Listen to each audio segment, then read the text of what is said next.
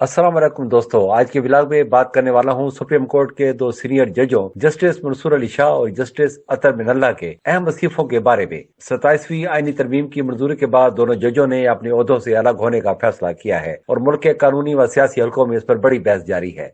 कुछ लोग उसे अदालती तारीख का एक तारीख बाब कह रहे हैं, लेकिन हकीकत यह है कि यह तरमीम कोई आमिर नहीं लाया। यह मुंतखब पार्लियामेंट ने 2 अक्सरियत के साथ पास की है।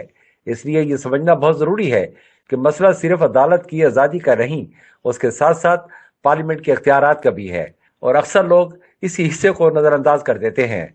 अब सवाल यह है कि जब आइन खुद पार्लियामेंट को तरमीम का मुकम्मल हक देता है, तो क्या आइन ने कोई ऐसा अदारा बनाया है जो पार्लियामेंट के इख्तियार को महदूद करे या ये तय करे कि कोई तरमीम आइन के रूह के खिलाफ है या नहीं? दोस्तों, इसका सीधा साधा सा जवाब है नहीं।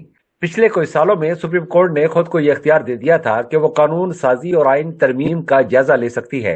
इस किस्म के रवैये ने माजी में भी कई तनाजात को जन्म दिया, चाहे आइन साजी असम्बली तोड़ने को जायज कहना हो या फौजी हुक्मरानों को आइन में तरमीम का हक देना हो। दिलचस्प बात यह है कि इन अदवार में कभी यह बहस सामने नहीं आई कि आइन की रूह मजरूह हो रही है, लेकिन 2008 के बाद जब मुंतखब हुकूमतों का सिलसिला चल पड़ा, तब सुप्रीम कोर्ट ने बारहा ऐसी तशरीहात की जिनमें पार्लियामेंट के इख्तियार को कमजोर करने की कोशिश नजर आई। यही वजह है कि आज ये सवाल ज्यादा शिद्दत से उठ रहा है कि क्या अदलिया की आज़ादी का मतलब यह है कि पार्लियामेंट के इख्तियारात महदूद कर दिए जाए? क्या चंद नामजद जजों की राय मुंतखब ऐवानों के इज्तिमाई राय से ज्यादा मोतबर है? अब आते हैं उन दोनों जजों के इस्तीफों की तरफ। अगर वाकया उन्होंने अपने जमीर के मुताबिक इस्तीफा दिया है तो उसका एहतराम जरूर बनता है, लेकिन इस फैसले को कुर्बानी या अदलिया की आज़ादी की जंग करार देना शायद दुरुस्त नहीं। सुप्रीम कोर्ट के अंदर पहले ही सियासी रुझानात की बुनियाद पर इख्तलाफात मौजूद रहे हैं। कई फैसलों में सियासी झुकाव और जुडिशल एक्टिविज्म साफ नजर आता रहा है। ऐसे में यह कहना कि वो सिर्फ आइन की खातिर कुर्बानी दे रहे हैं, ये उनका जाती नुक्ता नजर तो हो सकता है, मगर कोई हतमी कानूनी असूल नहीं। जस्टिस मंसूर अली शाह ने कहा कि आइन साजी सियासी जरूरतों की ताबे बना दी गई है और इन हालात में काम करना आइन से खेलने के बराबर है। जस्टिस अतर मिनल्ला ने भी कहा कि ये वो आइन नहीं जिस पर उन्होंने हल्फ उठाया था।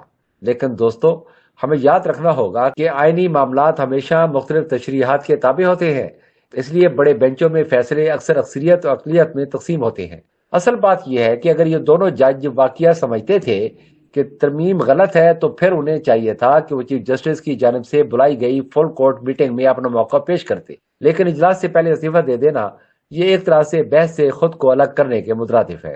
पाकिस्तान की सियासी और अदालती तारीख बहुत पेचीदा रही है। इंतखाबी तनाजात हो या फौज व सियासत का ताल्लुक, हर चीज का असर अदलिया पर भी पड़ा है।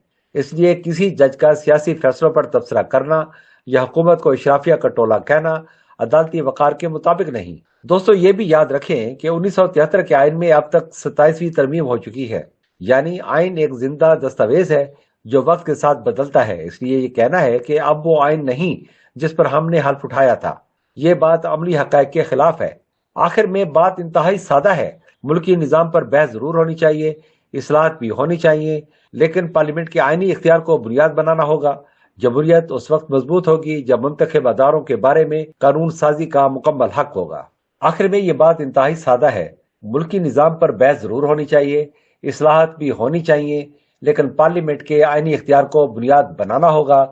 जमहूरियत उस वक्त मजबूत होगी जब मुंतखब अदारों के पास कानून साजी का मुकम्मल हक होगा और अदलिया अपनी हदूद में रहकर काम करेगी। ये थी आज की गुफ्तगू। उम्मीद है कि आपको बात समझ आई होगी। अगर आपका इस मौजू पर कोई भी मौक़िफ़ है तो कमेंट में जरूर बताइए। मिलते हैं अगली वीडियो में। अल्लाह हाफिज।